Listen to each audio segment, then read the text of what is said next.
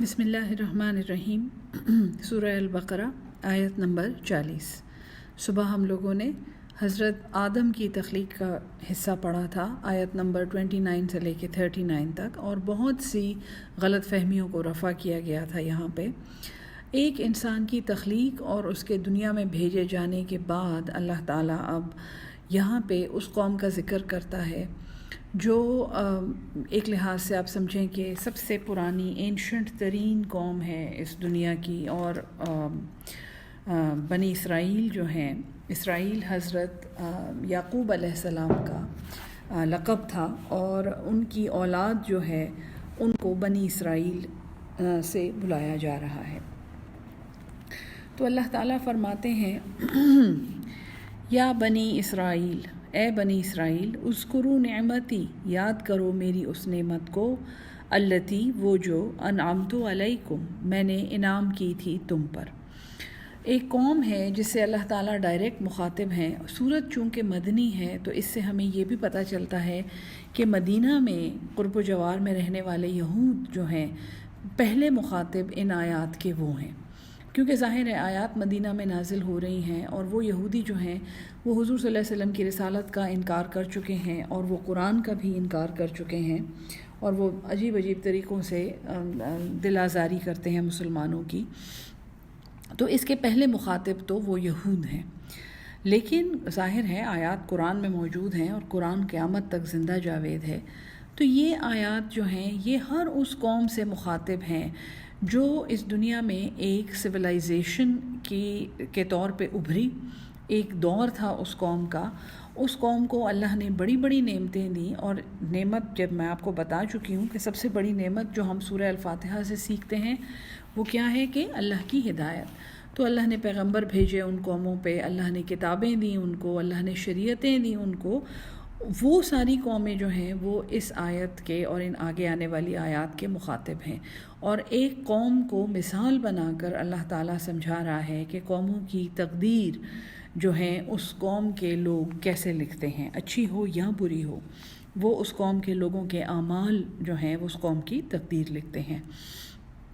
تو اے بنی اسرائیل، یاد کرو میری نعمت، انعمت علیکم، جو میں نے تم پر کی تھی، وَأَوْفُوا بِعَہْدِی، دوبارہ سے وعدے کا ذکر ہے کہ جس نے وہ وعدہ پورا کیا جو اس نے مجھ سے کیا تھا، تو اور اوفو، وفا کرو، پورا کرو، بعہدی، میرا وعدہ، اوفی بعہدکم، میں پورا کروں گا وہ وعدہ جو تم سے ہے، وَإِيَّایَ فَارْہَبُونَ، اور مجھی سے تم ڈرو۔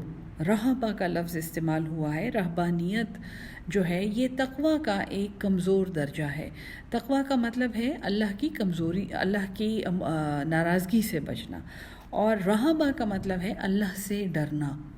یہ ایکچول خوف کے معنوں میں آتا ہے، اور بہت سی چیزوں کو اس لیے چھوڑ دینا کیونکہ آپ اللہ سے ڈرتے ہیں یا آپ اس سے ڈرتے ہیں جس سے آپ محبت کرتے ہیں، تو مجھی سے تم ڈرو۔ وَآمِنُوا، اور ایمان لے آؤ، بِمَا أَنزَلْتُ، جو تم پر نازل کیا گیا ہے، مُصَدِّقًا لِمَا، بِمَا أَنزَلْتُ، جو نازل ہوا ہے، مُصَدِّقًا لِمَا، تصدیق کرنے والا ہے اس کی جو مَعَکُم، تمہارے پاس ہے، تمہارے پاس تورات ہے اور اس کے بعد انجیل آ چکی ہے، اور قرآن اسی کی تصدیق کرتا ہے۔ وَلَا تَكُونُوا، اور تم نہ ہو جاؤ، أَوَّلَ كَافِرٍ بِهِ، پہلے انکار کرنے والے اس کے۔ گو کہ یہود سے پہلے، اہل کتاب سے پہلے قرآن کا انکار اور اللہ کی توحید کا انکار مکہ کے مشرک کر چکے تھے، لیکن اللہ تعالیٰ یہاں پہ فرماتا ہے کہ اس کے پہلے انکاری تم نہ بن جاؤ۔ کیوں؟ کیونکہ تمہارے پاس تو کتابیں موجود ہیں، تمہارے پاس تو ثبوت ہے، تو تمہارا انکار جو ہے، تمہارا کفر جو ہے، یہ ان لوگوں سے کہیں زیادہ شدید ہے جنہوں نے کبھی کچھ نہیں دیکھا، کبھی کچھ نہیں سنا، اور انہوں نے اس حق کو سن کے اس کا انکار کیا۔ وَلَا تَشْتَرُوا بِآیَاتِی، اور نہ سودا کرو میری آیات کا، ثَمَنًا قَلِیلًا، ایک چھوٹی قیمت پر، وَإِيَّایَ فَاتَّقُونَ، اور مجھی سے اور میرا ہی تم تقوی اختیار کرو۔ یعنی کہ اے بنی اسرائیل، میری نعمت یاد کرو جو میں نے تم پر کی تھی، وَأَوْفُوا بِعَہْدِی، اور پورا کرو میرا وہ وعدہ جب تمہاری روحوں نے میرے سامنے قسم کھائی تھی کہ الست بربکم کے جواب میں کہا تھا بلا وربنا، تو وہ وعدہ تم پورا کرو تو میں اپنا وعدہ تمہارے ساتھ پورا کروں گا اور مجھ سے ڈرو۔ پھر اللہ فرماتا ہے ایمان لے آؤ اس پر جو نازل ہوا ہے، جو تصدیق کرتا ہے اس کی جو تمہارے پاس ہے، یعنی قرآن پر ایمان لے آؤ، اور تم اس کے پہلے انکاری نہ بن جانا، اور میری آیات کو چھوٹی قیمت پر نہ بیچو۔ اللہ کی آیات کو چھوٹی قیمت پر بیچنے کا مطلب یہاں پہ سیکھ لیں، کیونکہ یہ قرآن میں بار بار آتا ہے۔ اللہ کی آیات جو ہیں وہ ہماری زندگی کو سنوارنے کے لیے اور اللہ کی مرضی کے مطابق ہماری زندگی گزارنے کے لیے آئی ہیں۔ اللہ کی آیات کو سستا بیچنا کیا ہے، اور اللہ کی آیات کا ایک گھاٹے کا سودا کرنا کیا ہے کہ ہم ان آیات کو اس مقصد کے لیے نہ استعمال کریں جس کے لیے وہ آئی ہیں۔ ہم اللہ کی آیات کے وظیفے بنا لیں، ہم اللہ کی آیات کے ورد بنا لیں، باقی ساری زندگی ہم ہرگز اللہ کی آیات کے مطابق نہ گزاریں، لیکن دن کے مخصوص لمحوں میں وہ ورد کر کے اور وہ ذکر کر کے ہم یہ سمجھیں کہ یہ آیات ہمیں کوئی فائدہ دیں گی۔ اللہ کی آیات کا انکار یہ بھی ہے کہ ہم اللہ کی آیات کے بدلے میں دنیاوی قیمت وصول کریں۔ قرآن کے بدلے میں اجر وصول کرنا جو ہے وہ قرآن کی روح سے صحیح نہیں ہے، وہ اس کی اجازت نہیں ہے۔ دین پڑھانے والوں کا ہمیشہ اپنا کوئی پروفیشن ہونا چاہیے، جیسے ہر پیغمبر کا کوئی نہ کوئی پروفیشن تھا۔ کوئی کارپینٹر تھے، کوئی چرواہے تھے، کوئی بزنس مین تھے۔ کوئی بھی پیغمبر ایسا نہیں ہے جو آپ کو یہ کہے کہ میرا پروفیشن یہ دین ہے۔ دین زندگی گزارنے کا طریقہ ہے، دین ہر پروفیشن کو صحیح طرح کرنے کا طریقہ ہے، دین خود سے کوئی پروفیشن نہیں ہے۔ جو لوگ ایک دکان کھول کے، ایک مسجد کھول کے، ایک مدرسہ کھول کے، ایک اسکول کھول کے اس کے اندر بیٹھ جاتے ہیں اور وہ یہ کہتے ہیں کہ ہم دین سکھا رہے ہیں، ان لوگوں سے دین نہ سیکھیں، کیونکہ وہ قرآن کے منافی ہے۔ تو میں نے آپ کو دوسرا مفہوم بتا دیا دین کو سستا بیچنے کا۔ تیسرا مفہوم اس کا یہ ہے کہ دین کی باتوں کو ایسے توڑ مروڑ کے پیش کرنا جو آپ کے اپنی خود غرضی اور اپنے اغراض و مقاصد کو پورا کرے، یا کسی اور کے اغراض و مقاصد کو پورا کرے جنہوں نے آپ کو کوئی چھوٹی قیمت اس کے بدلے میں دی ہوئی ہے۔ اس کی مثال، روزمرہ مثال جو ہمارے سامنے آتی ہے وہ غلط فتووں کی ہے۔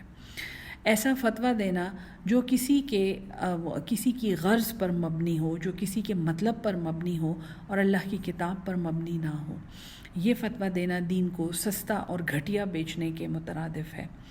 چوتھا مطلب اس کا، پہلا مطلب میں نے آپ کو سمجھا دیا کہ اللہ کی آیات کو اس مقصد کے لیے نہ استعمال کرنا جس کے لیے وہ اتری ہیں کہ ہماری زندگی کو خوبصورت کر دیں اور سنوار دیں اور ہماری پوری زندگی ان کے مطابق ہو، بلکہ ان کو چھوٹے چھوٹے ذکر اور چھوٹے چھوٹے وظیفے بنا لینا۔ دوسرا مطلب میں نے آپ کو سمجھایا دین کو سستا بیچنے کا، وہ یہ ہے کہ دین سکھانے کے بدلے میں اجرت وصول کرنا۔ تیسرا مطلب جو میں نے آپ کو سمجھایا وہ یہ ہے کہ دین کی باتوں کو گھٹیا قیمت پر بیچ کر غلط فتوے دینا اور غلط فرمان دینا اور لوگوں میں فرقہ واریت پیدا کرنا تاکہ آپ کی دکان چمکے، تاکہ دین کی دکان اور دین کے ٹھیکیداروں کا کاروبار چلے۔ اور چوتھا مطلب اس کا یہ ہے کہ اللہ کی آیات صرف یہ عربی آیات نہیں ہے جو ہم پڑھ رہے ہیں۔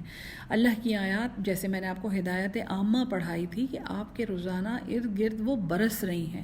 آپ سورج کو چڑھتے ہوئے دیکھتے ہیں، یہ اللہ کی آیت ہے۔ جیسے ہی سورج چڑھتا ہے آپ کا پورا جسم جاگ جاتا ہے۔ جب آپ آنکھیں موند کے، سر پہ تکیہ رکھ کے اور پردے کھینچ کے ایک نقلی اندھیرا بنا کے سوتے رہتے ہیں تو یہ اللہ کی آیت کا انکار ہے، یہ اللہ کی آیت کے خلاف ورزی ہے۔ اللہ نے جب سورج کو حکم دیا ہے کہ تم چڑھ جانا، اور اس سورج کے چڑھنے کے جواب میں ہمارا پورا جسم جاگ جاتا ہے، ہمارے معدے میں تیزابیت پیدا ہو جاتی ہے، ہمارے جسم میں جو چھوٹے چھوٹے خلیے ہیں اور جو انزائمز ہیں وہ ایکٹیو ہو جاتے ہیں، لیکن ہمارا نفس جو ہے جسے ہم کھلا کھلا کے اور سلا سلا کے اتنا موٹا کر چکے ہیں، ہمارا نفس ہمیں بستر سے نہیں اٹھنے دیتا۔ اس لیے ہمارا نفس ہمیں اللہ کی آیت کا انکار کرنے پہ مجبور کرتا ہے۔ تو 4 قسم کے انکار میں نے آپ کو سمجھا دیے کہ اللہ کی آیات کا انکار نہ کرو اور اللہ کی آیات کو سستا نہ بیچو، اور جب یہ کرو گے تو تم متقی بن جاؤ گے۔ میرا ہی تقویٰ تم وَإِيَّايَ فَاتَّقُونَ، میرا تقویٰ اختیار کرو۔ وَلَا تَلْبِسُوا الْحَقَّ بِالْبَاطِلِ، وَلَا اور نہیں، تلبسو تم لباس پہناؤ، الحق حق کو، بالباطل باطل کا، جھوٹ کا۔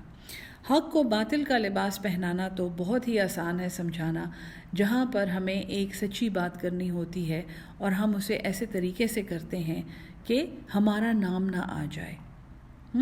ہم ایسے طریقے سے سچی بات بھی کرتے ہیں کہ وہ جھوٹ بن جاتی ہے اور جھوٹ کا لبادہ اسے پہنا دیتے ہیں۔ وَتَكْتُمُ الْحَقَّ، اور حق کو چھپانا نہیں ہے، وَأَنْتُمْ تَعْلَمُونَ، اور تم تو جانتے ہو۔ تو تلبیس حق، پہلی جو ہم نے یہاں پہ لعنت پڑھی جو بنی اسرائیل کی غلطی تھی، اور اس کے بعد ہر اس قوم کی غلطی ہے جس کو اللہ تعالیٰ نے شریعت دی ہے کہ تم اس کے پہلے انکاری نہ بن جانا۔ نہیں، پہلی جو اللہ نے بات کی ہے کہ میرا وعدہ پورا کرو، ٹھیک ہے، پھر ہے کہ تم اس کے پہلے انکاری نہ بن جانا، تم اس پر ایمان لے آؤ اور اس کے اول کافر نہ بن جانا۔ تیسری بات، اس کی آیات کو گھٹیا قیمت پر نہ بیچو۔ تو گھٹیا قیمت پر بیچنے کی غلطی ساری قومیں کر چکی ہیں، اور اب ہماری قوم اس میں سر فہرست ہے جو اللہ کی آیات کو گھٹیا بیچ رہی ہے۔ پھر ہے کہ حق کو جھوٹ کا لبادہ نہ پہناؤ، حق بات کرتے ہوئے حق بات کرو، اس کے ارد گرد ایسی باتیں نہ لپیٹو کہ وہ حق اس میں چھپ جائے اور اصلی بات کا پتہ ہی نہ چلے۔ پھر ہے حق کو نہ چھپاؤ، جھوٹ کا لبادہ نہیں پہناتے لیکن ایک مصلحت آمیز خاموشی اختیار کرتے ہو، اور جہاں پر حق بولنا ہوتا ہے وہاں پر حق بولنے سے رک جاتے ہو۔ یہ بھی نہ کرو، وَأَنْتُمْ تَعْلَمُونَ، اور تم تو جانتے ہو۔ اور جب تم یہ سب کام کرو گے، میرا وعدہ پورا کرو گے، مجھ سے ڈرو گے، اس پر ایمان لاؤ گے جو پہلے باتوں کی تصدیق کرنے والا ہے، انکار نہیں کرو گے، اللہ کی آیات کو گھٹیا نہیں بیچو گے، حق کو جھوٹ کا لبادہ نہیں پہناؤ گے۔ اور حق کو جھوٹ کا لبادہ پہنانے کی ایک مثال میں یہاں آپ کو بتا دوں، جھوٹی سفارش ہے۔ جب آپ کسی کو یہ کہتے ہیں کہ بہت اچھا بچہ ہے، آپ اسے ضرور سلیکٹ کریں، اور آپ کے پاس ایک سفارش ہوتی ہے جس سے اوروں کی حق تلفی ہوتی ہے، تو سننے والے کو ہو سکتا ہے لگے کہ آپ سچ بول رہے ہیں، آپ کی کوئی ایسی ساکھ ہے کہ آپ سفارش کر سکتے ہیں، جبکہ آپ اس سفارش کے بدلے میں ناجائز رقم اور ناجائز فیورز قبول کر چکے ہیں۔ یہ حق کو جھوٹ کا لبادہ پہنانا ہے، اور حق کو چھپاؤ نہیں۔ تو جب یہ سب کچھ تم کرو گے تو کیا ہوگا؟ وَأَقِیمُوا الصَّلَاةَ، اور نماز قائم رکھو، وَآتُوا الزَّکَاةَ، اور زکوٰۃ ادا کرو، تب تمہارے یہ اعمال قبول کیے جائیں گے۔ وَارْکَعُوا مَعَ الرَّاکِعِینَ، اور جھک جاؤ جھکنے والوں کے ساتھ۔ جب تم یہ سارے کام کرو گے اور نماز قائم کرنا بھی سیکھ لو گے اور زکوٰۃ دینا بھی سیکھ لو گے تو تمہاری ایک جماعت بن جائے گی، تم ایک ٹیم بن جاؤ گے، تم ایک امت بن جاؤ گے۔ وَارْکَعُوا مَعَ الرَّاکِعِینَ، اور جھکو تم جھکنے والوں کے ساتھ، تم سب کی عبادتیں بھی ایک ہو جائیں گی، پھر تم اپنی پاور کا اندازہ کرو۔ أَتَأْمُرُونَ النَّاسَ بِالْبِرِّ، اب جب تم ایک جماعت بن جاتے ہو تو کون سی لعنت تم پر پڑ جاتی ہے۔ پھر کیا ہوتا ہے جب جماعت بن جاتی ہے اور وہ سب مل کے عبادتیں بھی شروع کر دیتی ہے؟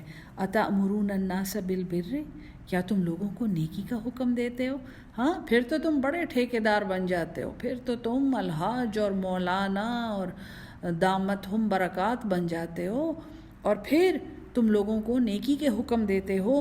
وَتَنْسَوْنَ أَنفُسَكُمْ، اور تم اپنے آپ کو بھلا دیتے ہو۔ تم وہ بات کرتے کیوں ہو جو تم وہ بات کہتے کیوں ہو جو تم کرتے نہیں ہو؟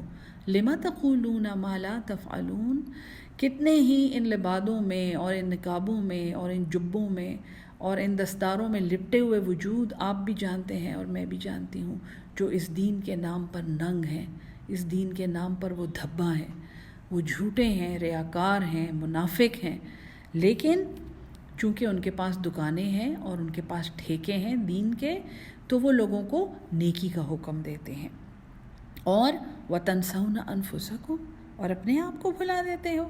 وَأَنْتُمْ تَتْلُونَ الْكِتَابَ، حالانکہ تم تو کتاب پڑھتے ہو، تم تو اس کتاب کی تلاوت کرتے ہو۔ تتلون التلایا، تم اس کی تلاوت کرتے ہو۔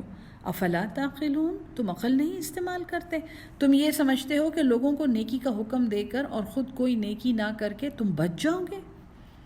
وَاسْتَعِینُوا بِالصَّبْرِ وَالصَّلَاةِ، ہاں جب تم لوگوں کو ایسے نیکی کا حکم دینا شروع کر دو جیسا اس کا حق ہے، جب تم اس تلاوت کا حق ادا کرو، جب تم قرآن کھول کے اس پر عمل بھی کرو، تو پھر کیا ہوگا؟ پھر تمہیں بڑی مشکلیں سامنے آئیں گی، پھر تمہیں لوگ ایسی ایسی باتیں کریں گے کہ تمہارا دل پھٹ جائے گا وہ باتیں سن کے، تمہارے سر میں ہر وقت درد ہوگا، تمہارے گھر والے تمہارے خلاف ہو جائیں گے کیونکہ یہ آسان نہیں ہے۔ پھر کیا کرنا ہے؟ وَاسْتَعِینُوا، اور بلا واسطہ مدد حاصل کرو، میری مدد حاصل کرو۔ وَاسْتَعِینُوا بِالصَّبْرِ، صبر سے۔ صبر کا لغوی مطلب کیا ہے؟ باندھنا، ایک چیز کو روک دینا، ایک صلاحیت کے ہوتے ہوئے بھی، ایک طاقت کے ہوتے ہوئے بھی اللہ کی خاطر ایک کام سے رک جانا۔ ٹھیک ہے جی، استعانت حاصل کرو صبر سے۔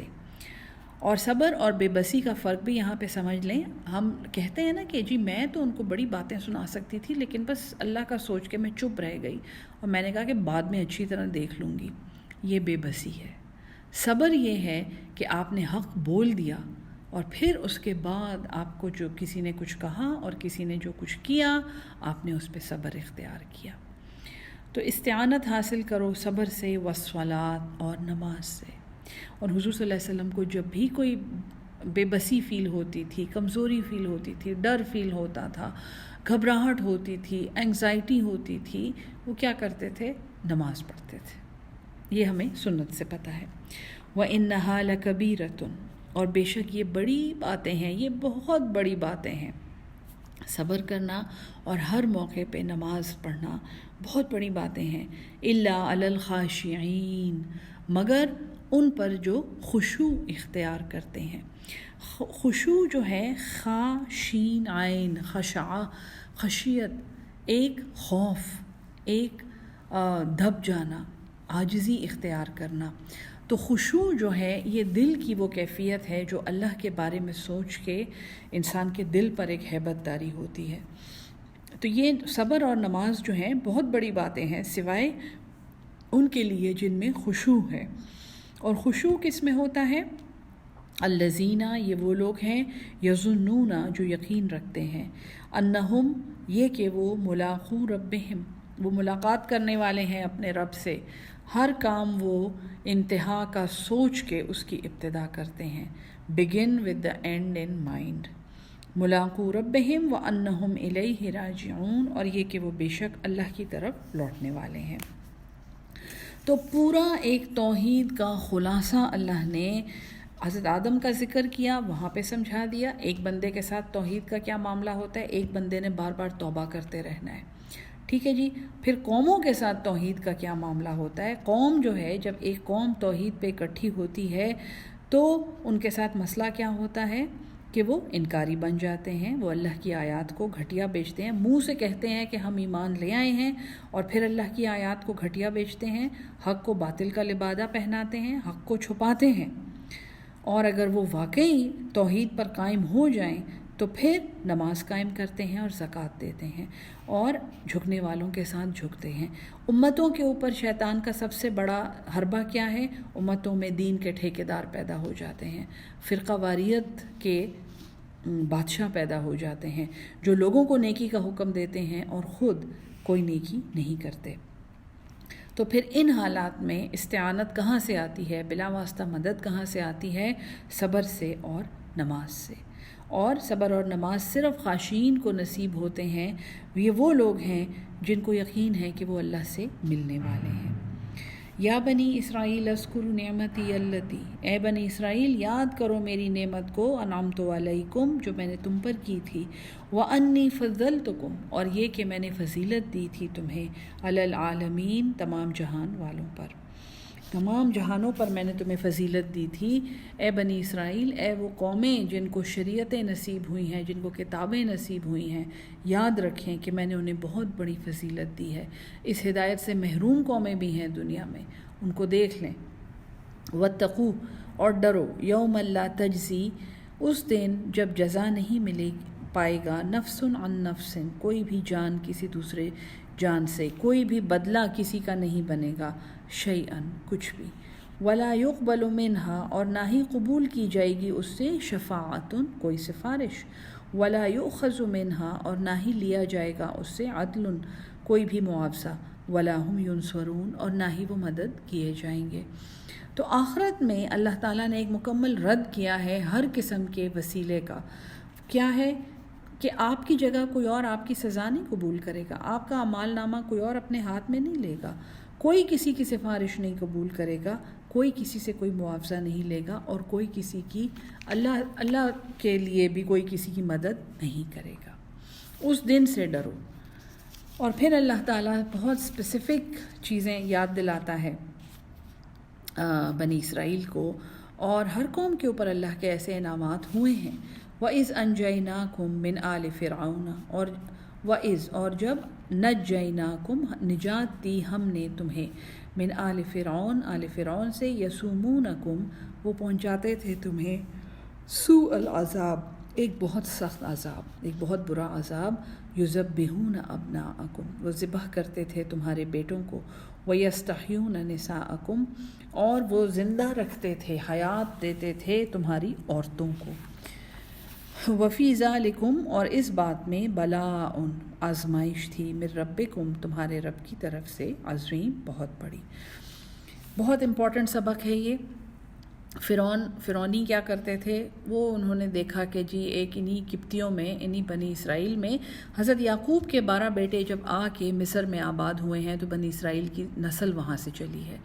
اور چونکہ حضرت یوسف تو بادشاہ تھے اس وقت، عزیز مصر تھے، لیکن آہستہ آہستہ آہستہ آہستہ یہ کمزور ہوتے چلے گئے. ان کے عالموں نے ان میں فرقے پیدا کر دیے، یہ لوگ ٹوٹ پھوٹ گئے، اور فرعونی جو تھے، جو لوکل لوگ تھے، وہ دوبارہ سے ان پر حکومت کرنے لگے.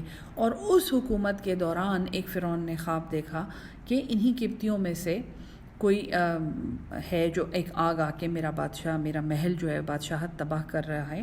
اور اس کو یہ بتایا گیا کہ قبطیوں میں، ان بنی اسرائیل کے لوگوں میں، اسرائیلیوں میں ایک بچہ پیدا ہوگا جو تمہاری حکومت کو تخت و تاراج کر دے گا. وہ بچہ حضرت موسیٰ تھا. اور اس خواب کے بعد وہ رسم شروع ہو گئی کہ بیٹوں کو ذبح کرو، ان کے بیٹوں کو زندہ نہیں چھوڑنا. لیکن ایک اصرار ہے قرآن کا یہاں پہ. اللہ فرماتا ہے یذبحون وہ ذبح کرتے تھے، ابناءکم ان کے گلے کاٹ دیتے تھے، ویستحیون اور وہ حیات دیتے تھے، ابھارتے تھے، زندگی دیتے تھے، نساءکم تمہاری عورتوں کو. تو اصول کے مطابق تو اگر اللہ یہ کہہ رہا ہے کہ وہ بیٹوں کو ذبح کرتے تھے اور بیٹیوں کو نہیں ذبح کرتے تھے، تو اللہ کہتا یذبحون ابناءکم ولا یذبحون بناتکم، وہ بیٹوں کو ذبح کرتے تھے اور وہ تمہاری بیٹیوں کو نہیں ذبح کرتے تھے. لیکن اللہ یہاں کہتا ہے یذبحون ابناءکم ذبح کرتے تھے تمہارے بیٹوں کو، ویستحیون نساءکم حیات دیتے تھے تمہاری عورتوں کو، استعمال کرتے تھے وہ تمہاری عورتوں کو، ابھارتے تھے وہ تمہاری عورتوں کو. اگر کسی قوم کو تباہ کرنا ہو تو اس قوم کے مردوں کو کمزور کر دیجیے، اس قوم میں سے مردانگی ختم کر دیجیے اور نسوانیت کا بول بالا کر دیجیے. اسی لیے ایک زمانے میں یہ فتویٰ مانگا گیا تھا کہ عورتیں حکومت نہیں کر سکتی. ایسی بات نہیں ہے، عورتیں حکومت کرتی ہیں، لیکن جس قوم میں مردانگی ختم ہو جاتی ہے اس قوم کا پھر کوئی بھی بچانے والا نہیں رہتا.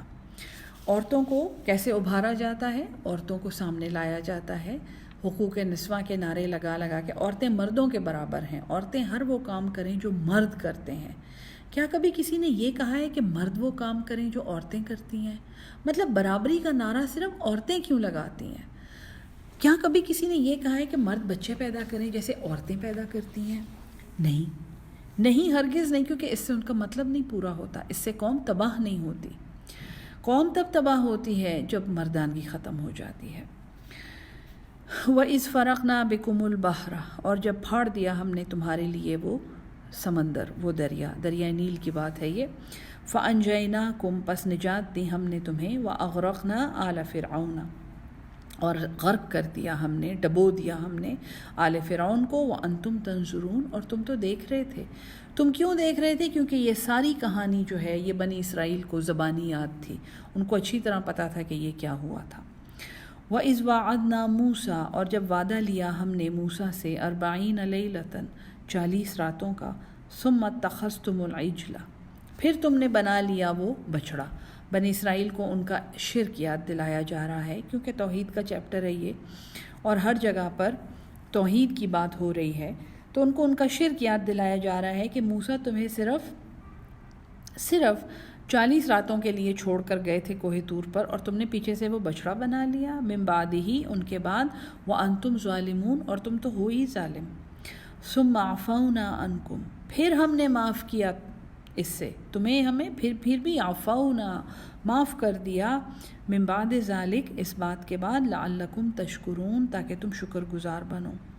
وَإِذْ آتَيْنَا مُوسَى الْكِتَابَ اور جب ہم نے عطا کی موسیٰ کو کتاب، والفرقان اور فرق کرنے والے احکامات، یہ شریعت ہے، یعنی کتاب دی اور فرقان بھی دیا، فرقان الگ کرنے والے احکامات، حق اور باطل میں فرق کرنے والے احکامات، لعلکم تہتدون تاکہ تم ہدایت پالو۔ اب آج کل لوگ یہ کہتے ہیں کہ جی شریعت جو ہے یہ قرآن میں سے نہیں ہے، شریعت جو ہے لوگوں نے خود بنا لی ہے۔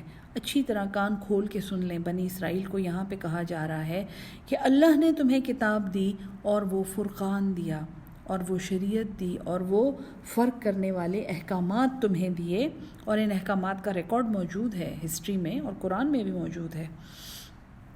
لعلکم تہتدون تاکہ تم ہدایت پالو، یعنی ہدایت میں کتاب ہے اور فرقان ہے، دو چیزیں ہیں۔ وَإِذْ آتَيْنَا مُوسَى الْكِتَابَ وَالْفُرْقَانَ لَعَلَّكُمْ تَهْتَدُونَ وَإِذْ قَالَ مُوسَى لِقَوْمِهِ اور جب کہا موسیٰ نے اپنی قوم سے، یا قومی اے میری قوم، اِنَّكُمْ ظَلَمْتُمْ أَنفُسَكُمْ بے شک تم نے ظلم کیا ہے اپنی جانوں پر، کیونکہ تم نے شرک کیا ہے، تم نے نافرمانی کی ہے۔ حضرت آدم نے کیا دعا مانگی تھی؟ ربنا ظلمنا انفسنا، اے ہمارے رب ہم نے ظلم کیا اپنی جانوں پہ۔ تو حضرت موسیٰ یہاں پہ اپنی شرک کرنے والی قوم کو کہہ رہے ہیں، یا قوم انکم ظلمتم انفسکم باتخاذکم العجل، جب تم نے یہ بچڑا بنا لیا، فتوبوا الی بارئکم پس توبہ کرو اپنے اللہ کی بارگاہ میں، فاقتلوا پس قتل کرو انفسکم اپنی جانوں کو۔ اس کے دو مطلب ہیں، یا تو اپنے آپ کو قتل کرو، خودکشی کرو، یا اپنے پیاروں کو، اپنے بچوں کو قتل کرو۔ دوسرا مطلب ہے اپنے نفس کو قتل کرو، اور دونوں ٹھیک ہیں، کیونکہ ہسٹری میں یہ ہے کہ انہوں نے پھر کافی خون خرابہ کیا تھا اور انہوں نے ایک دوسرے کو قتل کیا تھا، اور یہ تو کہتے ہیں کہ ہم لاکھوں کی تعداد میں مارے گئے تھے، لیکن یہ اصل میں اتنے زیادہ تھے ہی نہیں، تو جتنے بھی تھے ان میں سے کافی سارے مارے گئے تھے، کیونکہ ہسٹوریکلی بنی اسرائیل کے ساتھ ایک ایشو ہے کہ یہ اپنے نمبرز بہت بڑے بڑے کر کے دکھاتے ہیں، ہم اتنے لاکھ مر گئے، ہم اتنے کروڑ مر گئے، حالانکہ وہاں پہ ہزاروں کی چند ہزار ہوتے ہیں۔ ہم تو وہ جو ہٹلر تھا تو اس نے ہمیں اتنے سارے ہمیں 100 لاکھ مار دیے، ایسی بات نہیں ہے، وہ اتنے تھے ہی نہیں جتنے وہ بتاتے ہیں، لیکن ظاہر ہے ظلم ہوا اور اس ظلم کا ذکر وہ کرتے ہیں۔ فتوبوا الی بارئکم فاقتلوا انفسکم پس مارو اپنی جانوں کو، ذالکم خیر لکم یہ بہتر ہے تمہارے لیے، عند بارئکم تمہارے رب کے نزدیک، فتاب علیکم پس وہ توجہ دے گا تم پر، اس نے توجہ دی تم پر، انہ هو التواب الرحیم وہی الفاظ ہیں کہ جب حضرت آدم نے توبہ کی تو انہ هو التواب الرحیم بے شک وہی توبہ قبول کرنے والا اور بار بار رحم کرنے والا ہے۔ وَإِذْ قُلْتُمْ يَا مُوسَىٰ اور جب تم نے یہ کہا اے موسیٰ، لَن نُؤْمِنَ لَكَ ہرگز نہیں ہم ایمان لائیں گے تم پر، حَتَّىٰ نَرَى اللَّهَ جَهْرًا یہاں تک کہ ہم اللہ کو دیکھ لیں کھلم کھلا، فَأَخَذَتْكُمُ الصَّاعِقَةُ بس تمہیں پکڑ لیا اس بجلی نے، وَأَنْتُمْ تَنظُرُونَ اور تم تو دیکھ رہے تھے۔ تو بنی اسرائیل نے ضد کی تھی کہ ہم نے اللہ کو کھلم کھلا دیکھنا ہے، قرآن کے الفاظ ہیں، کوئی روایات میں جانے کی ضرورت نہیں ہے، اور یہ اس وقت کوہ طور پہ گئے تھے، اور قرآن میں ایک اور جگہ پہ ہے کہ اللہ نے ایک تجلی ڈالی اس کے قریب جس سے وہ پورا پہاڑ جل کر راکھ ہو گیا اور یہ لوگ مر گئے۔ جو حضرت موسیٰ کے ساتھ جو لوگ وہاں پہ گئے تھے یہ دیکھنے کے لیے وہ مر گئے۔ حضرت موسیٰ کے بارے میں یہ لکھا ہے وَخَرَّ موسیٰ اور موسیٰ گر پڑا، وہ بے ہوش ہو گیا۔ حضرت موسیٰ اتنی تاب لے آئے کہ ان کی جان نہیں نکلی، لیکن یہ لوگ جو تھے ان کے ساتھ وہ سارے مر گئے تھے، اور دلیل اس پر یہ ہے ثُمَّ بَعَثْنَاكُم مِّن بَعْدِ مَوْتِكُمْ پھر ہم نے اٹھایا تمہیں تمہاری موت کے بعد، لَعَلَّكُمْ تَشْكُرُونَ تاکہ تم شکر کرو۔ اللہ تعالیٰ بڑے بڑے امتحانات دیتا ہے اور بڑی بڑی تجلیاں دکھاتا ہے، کیوں؟ اس لیے نہیں کہ انسان حیران رہ جائے اور متحیر ہو جائے اور واہ واہ کرے اور سبحان اللہ کرے، اس لیے کہ وہ شکر گزار بنے، کہ اللہ اسے بار بار موقع دیتا ہے۔ وَظَلَّلْنَا عَلَيْكُمُ الْغَمَامَ، ظللنا اور سایہ کیا ہم نے، ظلل زوے لام لام، سائے گھنے سائے کو کہتے ہیں، نہ ہم نے، علیکم تم پر، الغمام، غمام بادل کو کہتے ہیں۔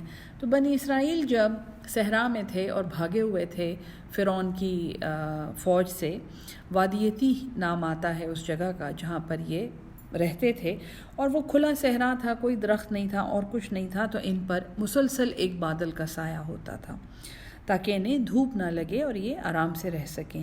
وَأَنزَلْنَا عَلَيْكُمْ، اور ہم نے نازل کیا تم پر، المن والسلوى، من و سلوہ، اور من و سلوہ کھانے کی چیز تھی جو آسمان سے برستی تھی۔ تفسیر ابن کثیر میں یہ ہے کہ من جو ہے یہ کوئی فروٹ تھا، ترنجبین نام آتا ہے اس کا، یہ کوئی جیلی تھی یا کوئی میٹھی چیز تھی جو آسمان سے برستی تھی، اور یہ پھر اسے اکٹھا کر کے کھا لیتے تھے۔ اور سلوہ جو ہے یہ ایک پرندے کا نام ہے جو بٹیر کے سائز کا پرندہ تھا، اور یہ زمین پہ چلتا تھا، اڑتا نہیں تھا، تو یہ آسانی سے اسے پکڑ کے ذبح کر کے کھا لیتے تھے۔ یعنی کہ اللہ تعالیٰ نے ایک مکمل نیوٹریشن کا انتظام ان کے لیے کیا تھا جو جنت سے ان پر برستی تھی۔ کلوا من طیبات، کھاؤ ان پاکیزہ چیزوں میں سے، ما رزقناکم، جو ہم نے تمہیں رزق دیا۔